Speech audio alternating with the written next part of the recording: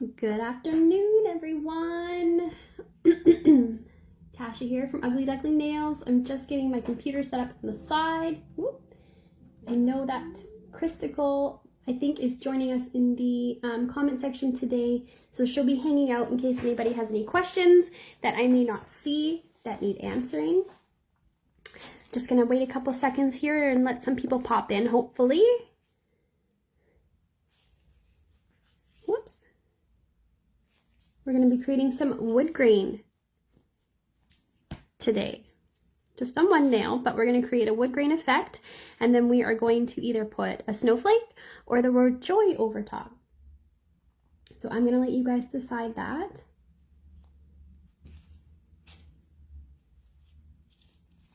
Okay, just grabbing a couple things. I hope you guys are having a good day so far.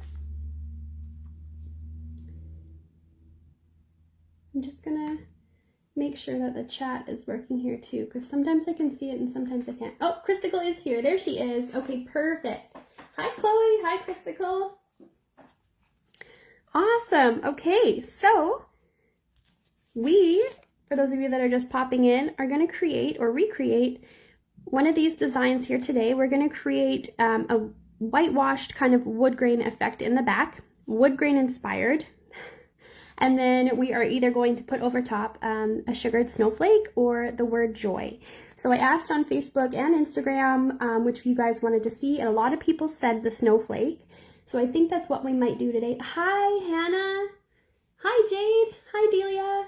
Oh, it's so great to see you guys pop in. Thanks for joining me today. So I think we're probably going to end up doing the snowflake, but I can always do a quick video one evening just showing how to do the word joy, or how I do my hand lettering. It's not a problem at all. Do joy, I know, you know what, so many people want to see the snowflake, so I think it might be the snowflake today, but like I said, Teresa, I will do a short video just showing how I do my hand lettering.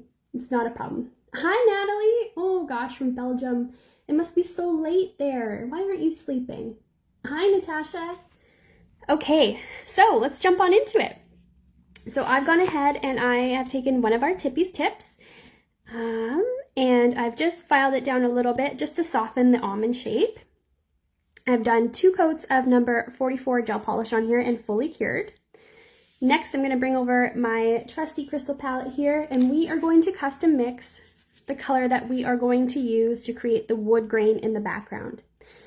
So to do this, we are going to use a couple different shades and then our trusty tacky top, of course. So tacky top will help create a sheer color so that when I go to paint the wood grain on, it's not as stark as and intense if I were to use just a solid color. So let's go ahead. So I've got number 65 here, which may be hard to see on your screen, but it's a beautiful, beautiful, deep, deep, dark chocolate brown. And then we've got number 68 here, which is this beautiful kind of dove gray. So it's a little bit warmer, a warmer gray. I can tell there's like some brown tones in there. So these two will blend very nicely. Basically, I'm going to use more of number 68 and just a little bit of number 65. Then I'm going to mix in my tacky top to create the sheer color. So I'll put a little bit on my palette now. And I'm going to grab my duck paddle. I'm just going to take a little bit of that brown.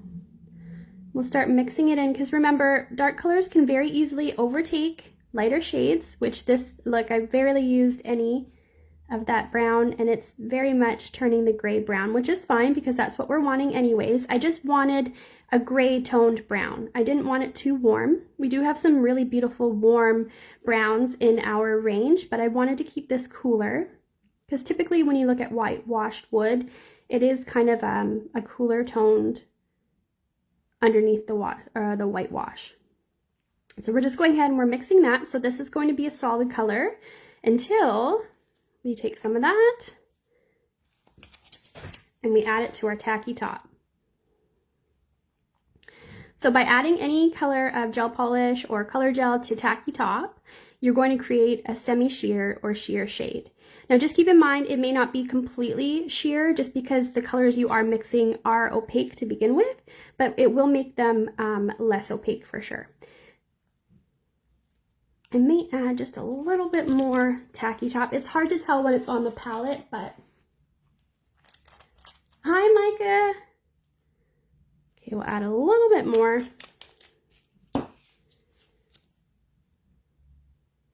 There's no exact science to mixing when you're mixing colors, I find. I have been trying to train myself, though, you guys, to use less. Because I definitely am a more is more person. So I find myself slapping on way too much product on the palette. So I'm trying to control myself. All right. So we've got our wood grain shade mixed. Okay, so it's this milky kind of translucent one there. Let me just wipe my duck paddle and move it to the side. Next, I'm going to take, so I've got my tip here that, like I said, I've done 2 coats of number 44 gel polish on. I'm going to be using my painter brush and my striper 2 brush today for the wood grain. So over top of the, let me just remove that. Over top of the inhibition layer of the cured gel polish, we are going to start creating a wood grain. So I printed this. I've actually went on Google. And I'm very much a person that likes to use reference photos. I'm very envious of artists that can just do stuff right from their brain onto paper, onto the nail without any reference. I want to be like you when I grow up. So basically what we're going to do is I'm going to follow this. And all I did to get this kind of pattern is I actually Googled wood grain stencils. And so a lot of art websites came up with photos of stencils. And so this is a reference photo from a website that I found on Google. And I downsized the photo so it would be a little bit smaller, and that way we can kind of get it the same scale for our nail. So you could definitely just do kind of wavy lines and it would kind of look like wood, but I think to make it truly look like a wood grain, we do need to kind of include some kind of knot. So whether it's kind of like this one up here or this one down here or this simple one up here, you could even do 2, one at the top corner and then one at the bottom, like opposite of each other. So let's go ahead and start. I'm going to start with the knot, and then we can kind of work outwards with the outside lines. Okay, so I'll leave this over to the side with my palette. We can reference it together. All right, so I like these 2 knots. I like this more simple one up here, and then this more kind of intricate one. This one is definitely more intricate, I think. So easier, medium, and then more intricate. We'll do these 2, or attempt to. It may not look exact, and that's okay. Sometimes as artists, we really have to let go of the fact that it may not be perfect. Okay, so I'm just loading a little bit of product on my brush here. This is the semi kind of translucent shade that we mixed.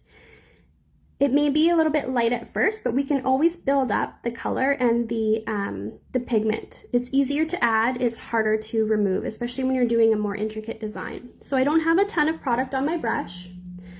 So let's look at the knot up here. So I'm gonna start with this outer ring, and then I'll add the inside. So we're gonna start up here. I'm gonna lay my brush down. And I'm not really being mindful of keeping the line perfect. We want imperfections in this. If you look at wood grain, it's so wiggly and wavy, and no line is completely straight or perfect usually. So just keep that in mind. Okay, so we've got the one side done. Maybe it's a little bit thicker here. I'm gonna load up a little bit more. Come over to this side. Kind of squish, and as you can see, as I'm squishing my brush down, I'm kind of wiggling it a little bit. Then I'm releasing some pressure to make the line lighter in some areas and joining it with that first line that we created. Okay, then we're going to go ahead and we're going to start with the center. So we're going to go ahead and do this kind of really stretched out U. Remember, whenever you're hand painting something and you're looking at it overall, it's easier just to kind of break it down into sections and shapes.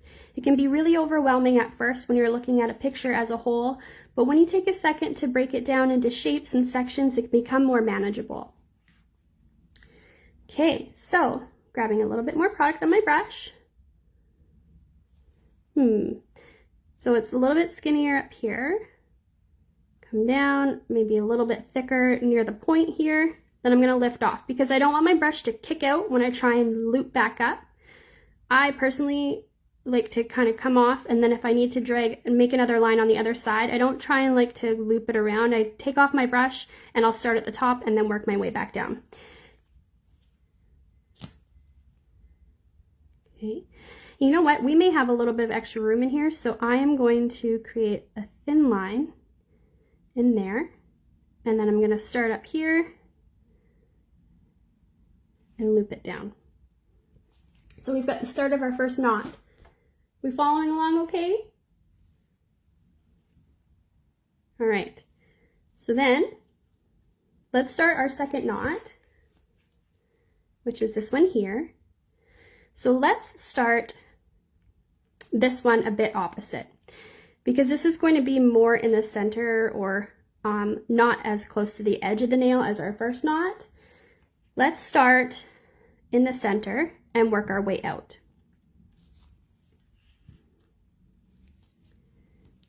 One of my nail tech friends, Sheena, she actually commented on the post that I made on my own Facebook page just about going live today, and she said that she tried this technique and that it wasn't quite what she thought it was going to be. And I told her and reassured her that honestly, Sheena, I did this design that I'm showing you guys today, and even when I've tried to recreate it, sometimes it just doesn't work out the way we think. So I think with a design like this, we try really hard to make it so perfect, and sometimes that works against us. So just putting your brush down and kind of, you can use a reference photo for sure, but try and be fluid with your art and not be so structured, and sometimes great things happen that way. Okay, so we've got our center kind of loop.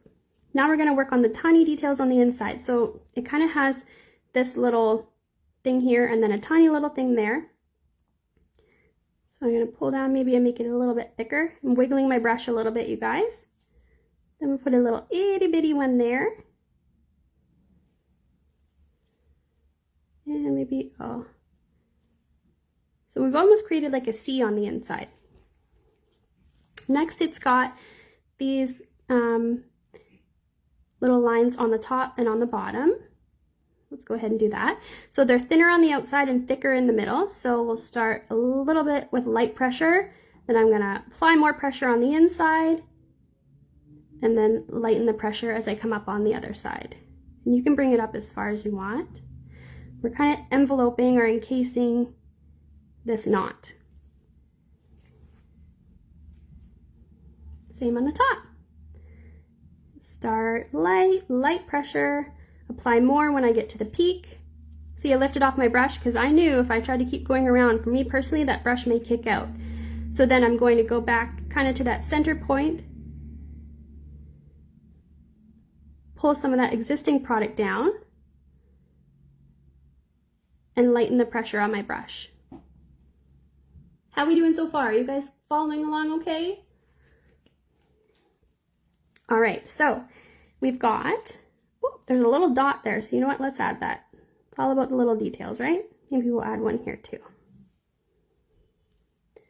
Alrighty. So now we're gonna add the upper bit here. So this is kind of mimics the shape underneath, really skinny on the sides, and then it kind of comes up to a point leading to lines that we're going to add on the outside. So let's go ahead and do that. Just loading a little bit of my brush here. We are going to follow the shape underneath. So I'm going to actually, for this, I'm going to focus on creating the heaviest part of the grain first. So I've got that half, and I'm going to come over here, do a little bit more. I'm lightening the pressure on my brush and just lightly dragging down. Same with on this side. So I've got existing product on the nail. I'm not going to add any more to my brush. We're going to pull that down following the shape we made underneath and just stop before we get to that little dot that we made. Okay, so now we're going to do it on the underneath too. This one, actually we can probably pull this up just a little bit more. Very, very light pressure. You could also switch to your striping brush at that point if you wanted to, but I'm feeling okay with this brush. It also depends on how large you want to make your wood grain also. This wood grain is quite large and quite heavy. If you wanted to make it a little bit more dainty, you could use the striper brush. You'll notice on these nails, the wood grain is quite faint and quite dainty. I did primarily use just a striper brush, but on camera I thought it might be better if I do it a bit heavier just so it shows up a little bit more. All right, so let's continue underneath. Just following my picture here. So actually, like I said, start with the heavier bit down here, applying pressure to make it my brush spread to make that section wider, releasing pressure and pulling down. I'm going to flip over, flip to the other side, apply a bit of pressure. As I'm pulling upward, I'm releasing that pressure to thin out the line, and I stop just before I get to that little dot. Same with here. We're going to put our brush in more. We're not going to put it right where we finished, otherwise we make it a little wiggly line there, but hey, that might work for wood grain. So I'm starting kind of in where I left off, dragging some of that existing product, using a very, very light hand, and coming up and around. Okay, so we've got our main knots created there. Easy peasy. When we break it down into steps, it becomes a lot more manageable, because this, looking at this as a whole, can be like, oh my gosh, where do I even start with all those lines? But if you pick like a couple anchor points, we'll call them, if you pick a couple anchor points and work outward from them, then you have guides to add your other lines and your other parts of the design. This is looking a little weird here to me because it kind of just goes from fat to skinny. So let's just pull that down a little bit more and maybe make this line a little thicker. A little bit better. Okie dokie. So now let's go ahead and start filling in with some of the other lines. So I got a little close here. That's okay. Here there's a few lines in between these two knots. There's 1, 2, 3 it looks like. We may be only able to get 1 or 2, and that's all right. Remember, we're just using this as a reference just to kind of get an idea of how a knot would look or something like that. Okay, so let's start here. Ooh, I got a little fuzzy there. Get that off. Can make it a little bit thicker in areas, a little bit thinner. So if you want it thicker, just apply a little bit more pressure on your brush. And I'm really just following the shape that we've made already. And I'm going to bring it up here.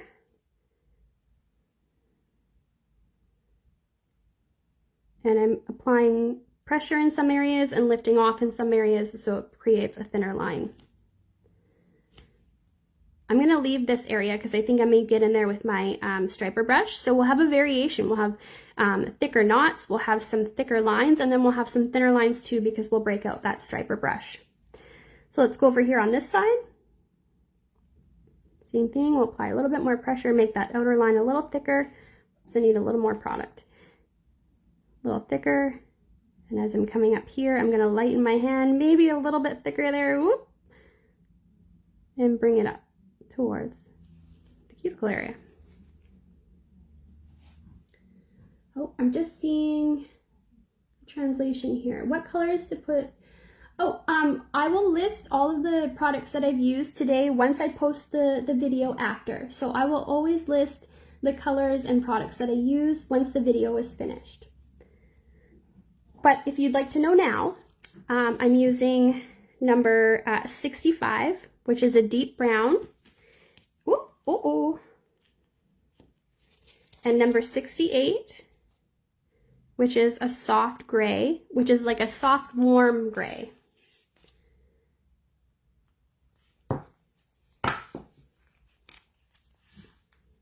Okay, so we've got our wood grain on that side, so let's go ahead, add a few of the thicker lines over here. So let me look, we've got this really kind of thick line coming in there. So it should technically start on this side, but hey, that's all right. We're going to start it here. We're going to make it thicker coming down here because we've got a thick line right over here. So let's make it thinner here, thicker in here, and then thinner coming down. So I'm going to start with my thicker part first. Brush, applying pressure to my brush, and I'm wiggling it as I'm pulling it down. Not too much because we don't want like squiggly lines, but we do want some movement to them. You don't want to make like wavy lines like that because that's not overly natural. This may not look overly natural, but the wood grain, I think, is not like, not a squiggly kind of wavy line. It's more kind of sporadic.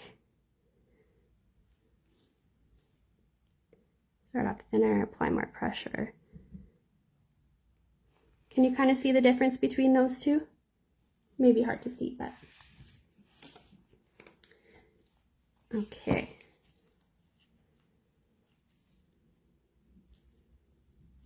Okay, so now let's finish off this line here.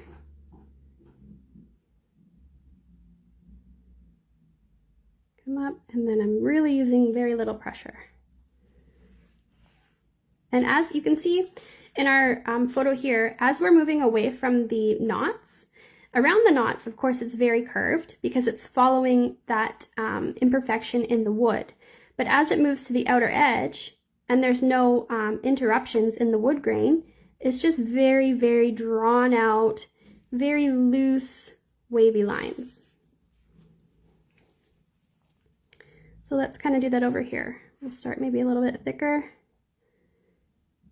not being too precise, and I'm really just barely moving my brush. People that can't paint a straight line, this design is for you. All right, we may need a little something on this side. It's looking slightly bare here, so I'm just going to apply some pressure there with my brush just to add some color. All right, so first part of our wood grain done. Let's go ahead and pop that in the lamp for a cure.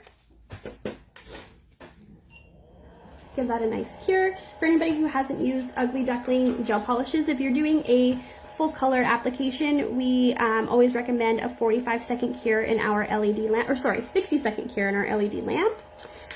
When I'm doing art like this, and I'm doing small sections, as long as my base coat, my base color is fully cured, when you're working with such thin lines and not applying very much product at all, you can flash cure, because at the end I would do a full cure anyways. Alrighty, so we've got our main wood grain done. Let's go ahead and use our striper brush. Nice striper brush here, and we are just going to create some fine lines just to add a bit more detail in there. Nothing too crazy. So I'm just loading my brush with some of that same color that we were using, that translucent kind of grayish brown. Delia, if you try it, please tag us on, tag Ugly Duckling and me on Instagram. I'd love to see any recreations. Okay, so if you are wanting to create thin lines, key is to use the very tip of your brush. So let's go ahead and give it a try. I'm going to start up here, and I'm just roughly following what I've done. Maybe applying a bit more pressure in some areas, just coming in between those and just adding some line details. Just really fine lines in between will help fill the space, and it'll make it look more realistic, I think. It's kind of hard to see. I've got a bit of a glare, so I hope I'm following the lines okay.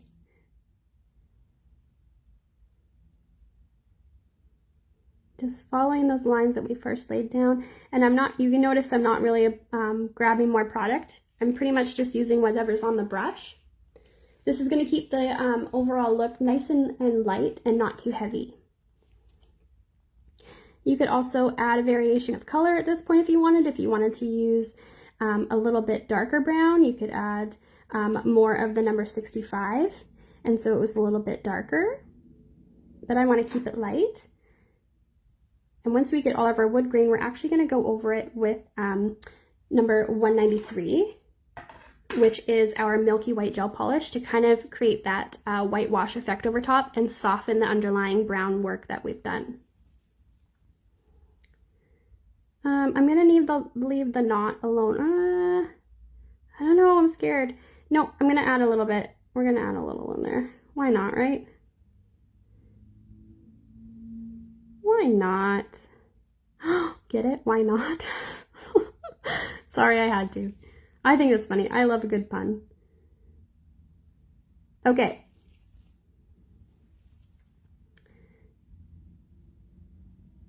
And same rule of thumb, if you want the line thicker, add a bit more pressure to your brush. So I'm just joining in here.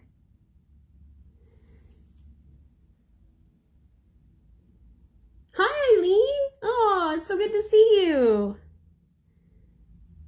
We're really just filling in any majorly open areas with fine lines. Okay. So I have to admit, you guys, having a reference photo definitely helps me. As I mentioned at the beginning, I'm definitely a person who, I am not an artist that can just do it out of my head kind of thing. I definitely need reference photo, and there's nothing wrong with that. There's artists who need reference photos. There's artists who can just pop it down on a nail or on paper out of their noggin, and I am very envious of those people. But I'm full disclosure, I tried this again last night without a reference photo, and it was just a lot of swoopy, wavy lines that were kind of all over the place, and they didn't really have kind of any direction or anything. And although it looked cool, it didn't quite look like wood grain. So for me personally, having a little reference photo like this definitely helps. If you guys want, send me some hearts if you want me to post a photo of this in the comments section after the video is done, and I will be happy to do so. Okay, let's go ahead. I think I'm going to pop this in the lamp.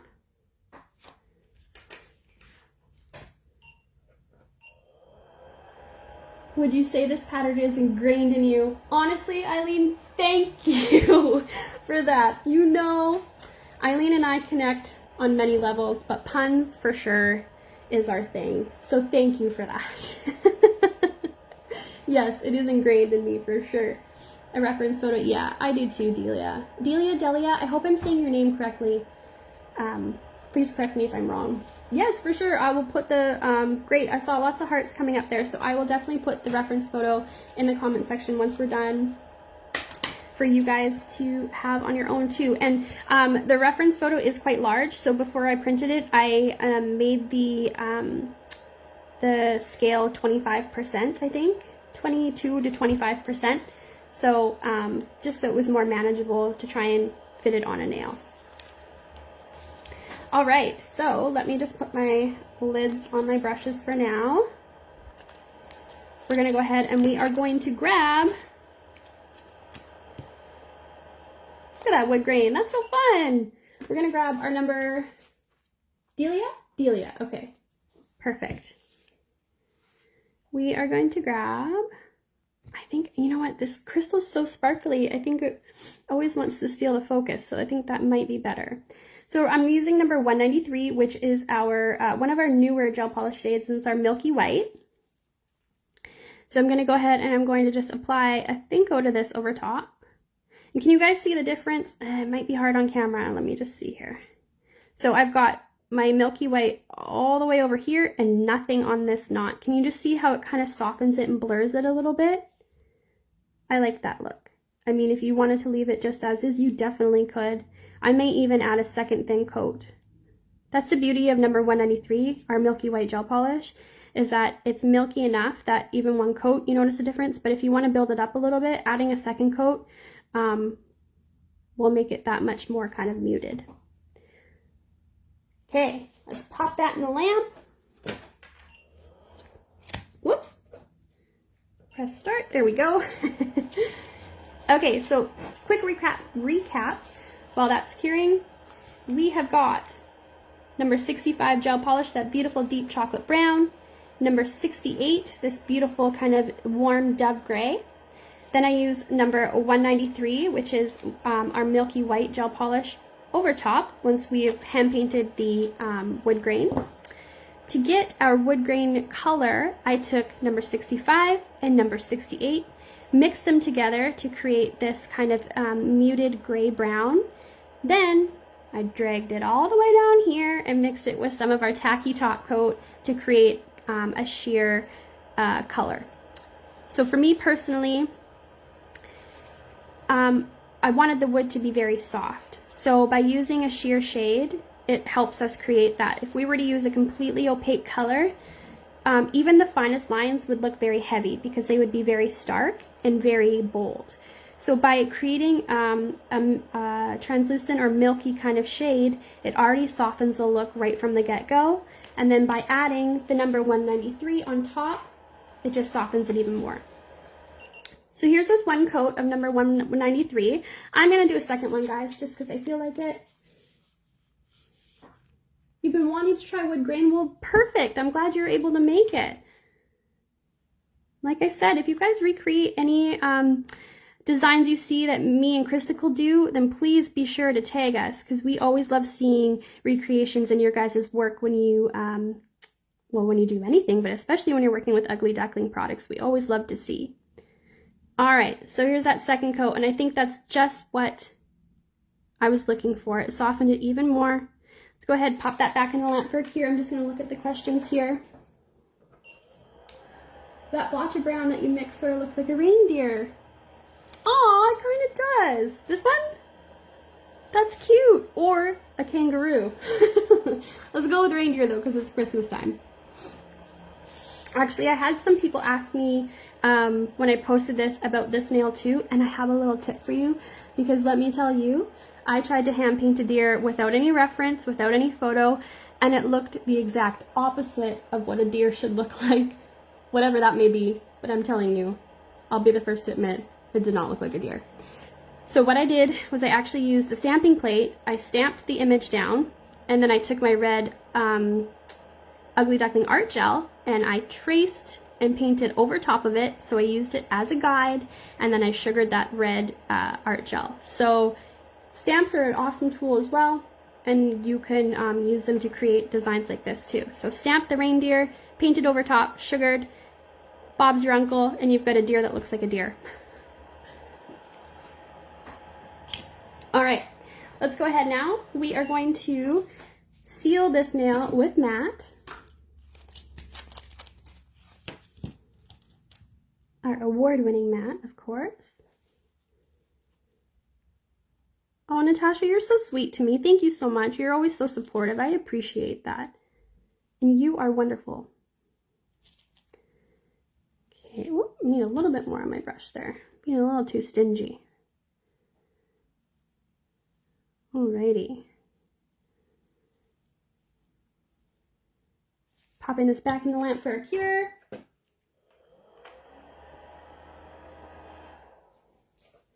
Yes, we will, like Christical said, we will, any lives that we do will always be saved to the Ugly Duckling Facebook wall. And then we also do post them eventually on our Ugly Duckling YouTube channel too. So you can look back at previous lives that we've done also.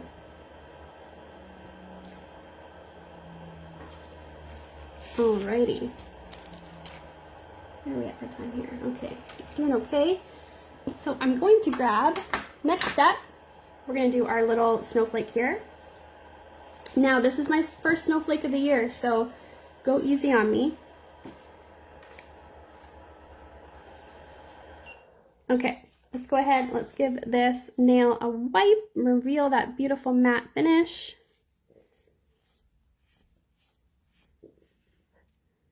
There's our wood grain, you guys. So we've got our soft wood grain. This is very rustic. I very much love anything rustic, so this makes my heart happy. So let's go ahead. I'm going to grab a couple things here. I'm going to grab a dotting tool. So I'm going to use the dotting tool end from my blinger. I forgot my my Omni tool, so I would usually use this very, very smallest end of my Omni tool, but the end of my blinger tool works, not a problem. And I'm also going to grab my striper brush again. Okay, so let me see here. Let me just rip this paper off. It'd be easier for you guys to see.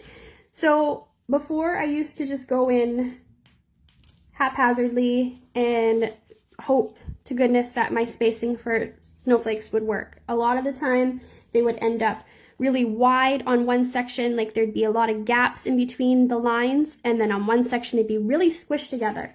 So let's try and avoid that. We're going to go ahead first, and I'm going to create a dot in the center of the nail. Then we're going to roughly decide how big we want our snowflake to be. So we're going to put a dot right at the top, a dot right at the bottom. So almost like we're creating a clock here. So I've got my center, I've got my 10 and my 6.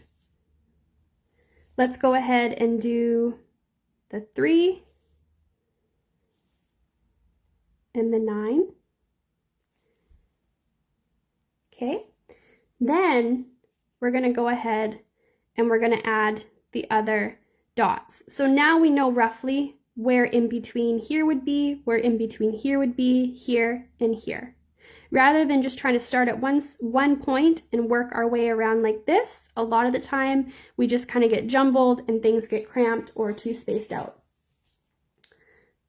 So I'm going to say kind of around here is middle-ish.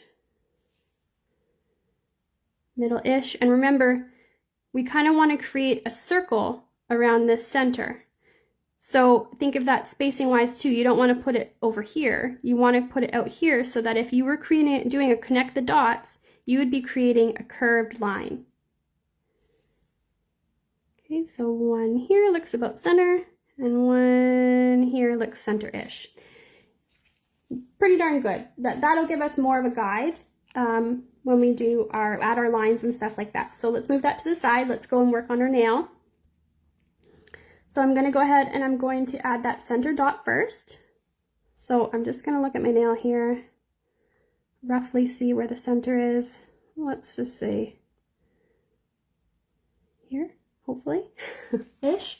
Okay, now let's go ahead and add our 12 o'clock dot. Let's add our 6 o'clock dot.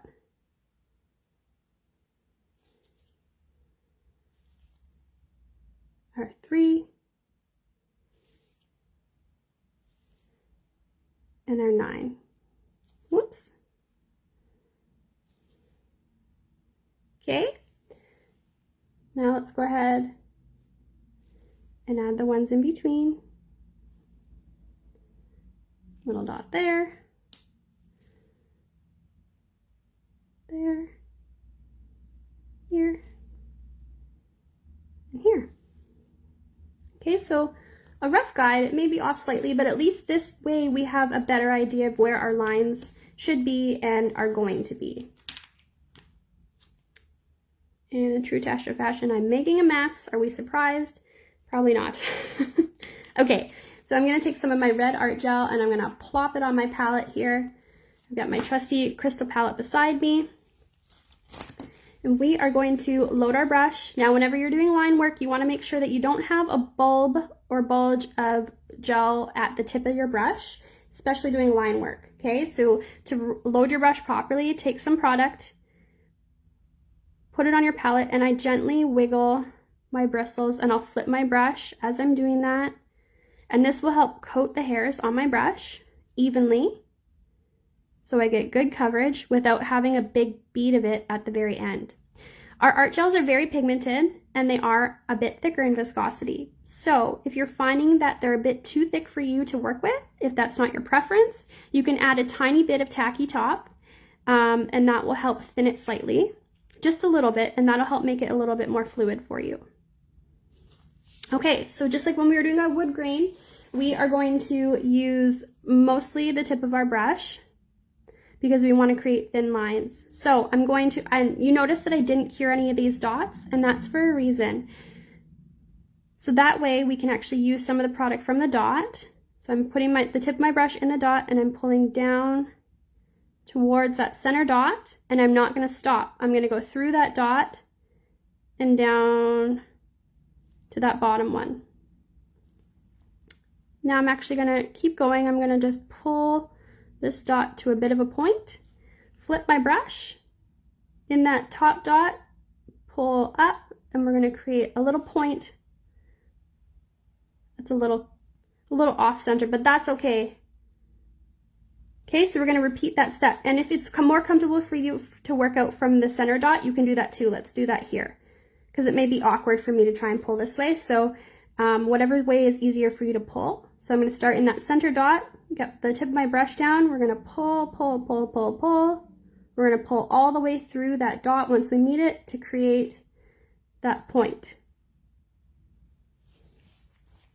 Okay, same thing, center dot, brush down, pull, pull, pull, pull, pull.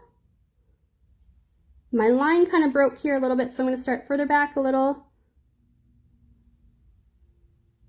Just pull through.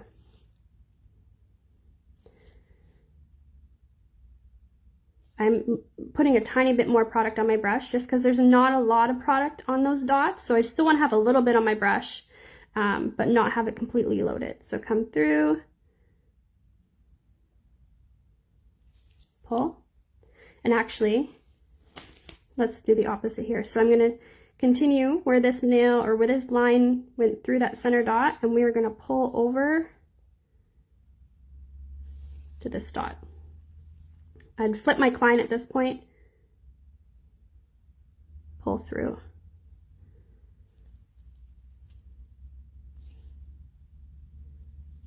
All right.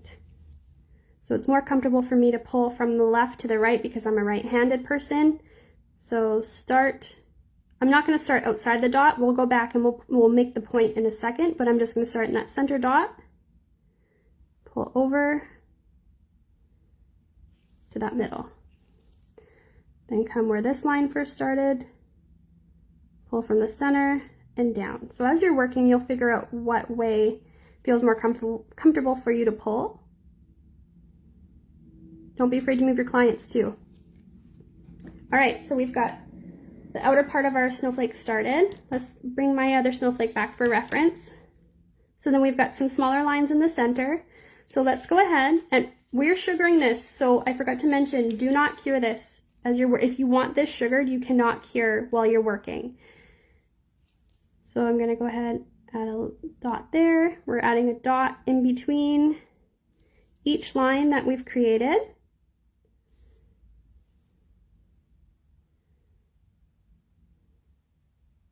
A little bit more product.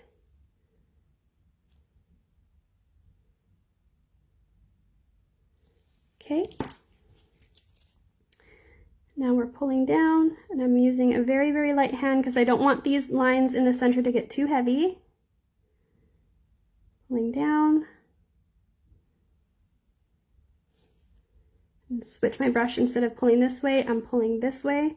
So I'm rotating the nail just slightly. Pulling down towards that center, tip of my brush, pulling up, tip of my brush, pulling up,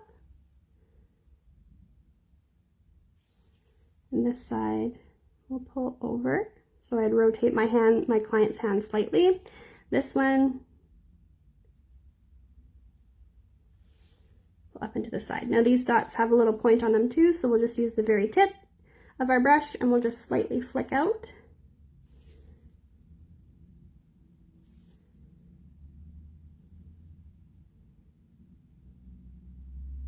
Flick. Okay.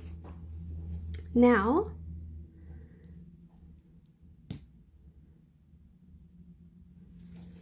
we're getting a little crowded here. I don't know. I think I went a little crazy with the center. I made them too long, so we may not actually have room for these little guys here, but all it is, again, you guys, is just adding little dots and pulling inward. So I'm just going to thicken my dots up a little bit. So let's go ahead, add a little bit there, a little bit there. Our outer dots, because they were quite thin. The inner ones we want smaller, the outer ones, we want them to be a little bit more prominent.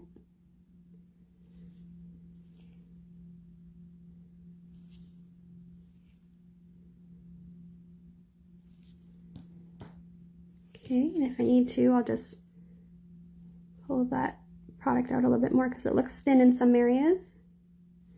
Because we want enough product down when we sugar that there's enough product for the acrylic to adhere to. We need that wet product.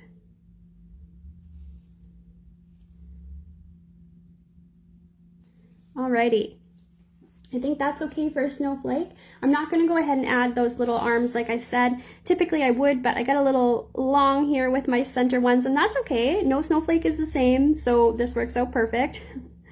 So at this point, I'm not going to cure. I'm going to grab some acrylic powder, and I think I'm going to use number 30, which is this beautiful, it's a clear base, and it's got this beautiful shimmer to it, you guys. It's so pretty. I don't think that'll probably pick up on camera, but it's beautiful. Beautiful and festive. So I'm going to reach for my duck paddle again, and I'm going to use the scoop end of my duck paddle this time.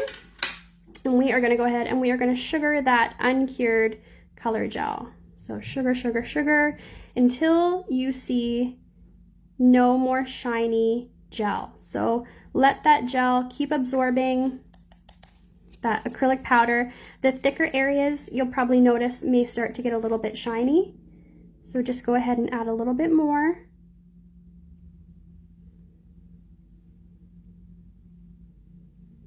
Okay, tap off the excess. So rule of thumb for sugaring, and I'm always asked this, what do you sugar with? Key is to paint your design in the desired color. So use, while I'm telling you this, I'm gonna pop this in the lamp for a cure. And I'm gonna do a 60-second cure on that, just to make sure that we're cured all the way through. So, rule of thumb for those that have not done sugaring before, it's always very important to sugar with a clear acrylic or a clear glitter. If you sugar with anything that has a solid opaque base to it, whether it's colored acrylic or glitter, that is going to prohibit and block the light, the curing light from properly penetrating through and curing that underlying product. So we run the risk of exposing our clients to uncured product. So repeated overexposure, which could lead to eventually sensitivities or allergies. So we want to avoid that at all costs, most importantly. Second of all, it could lead to product breakdown. So your client could leave and their nails could look great, their design could be awesome, couple hand washes or whatever it may be, and that design will just come off because the underlying product is not fully cured. By doing your design work in the color of gel that you want it to be, you have a lot more freedom that way because you can mix so many different colors.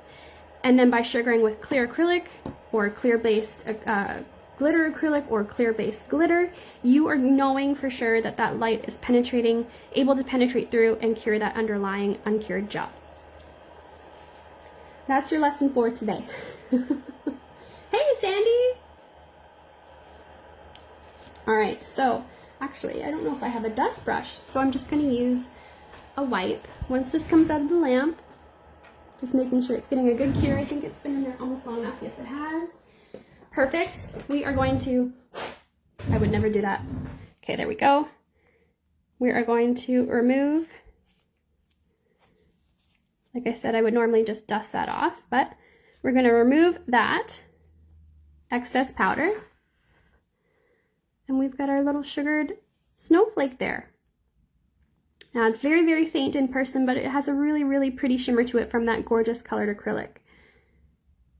Well, there we go. You've got your wood grain with your snowflake on top.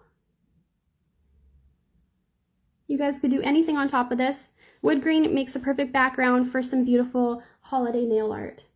So I hope you guys enjoyed this tutorial. Thanks for hanging out with me. It's a bit of a longer one today, but it was a couple step process. So I hope you guys had fun and you enjoyed it. And if you guys have any questions, feel free to post them here, or you can send a message to our contact email, or you can send a message to me on social media. I try and help whenever I can. And if you recreate any of the designs that you guys see with us, please be sure to tag us on Instagram and stuff. We always love to see your recreations. And just a heads up before I go anywhere. I don't know if any of you have seen or know, but there's a little something called Black Friday coming up. And there's a little something around here that we'd like to call Quack Friday. And not only is it going to be Quack Friday, it's going to be Quack Friday, Quack Saturday, Quack Sunday, and Quack Monday. So keep an eye on our website to see site-wide savings all weekend long.